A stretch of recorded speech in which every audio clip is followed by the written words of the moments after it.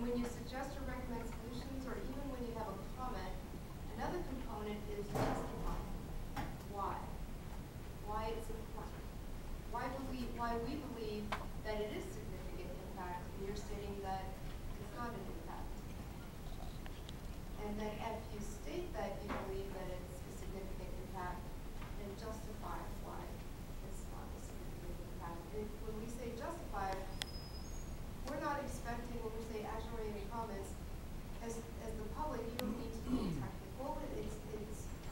Your justification is why it's important to you.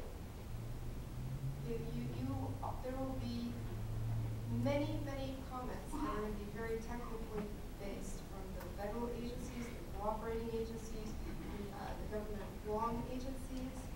They're digging deep into the technical side of it.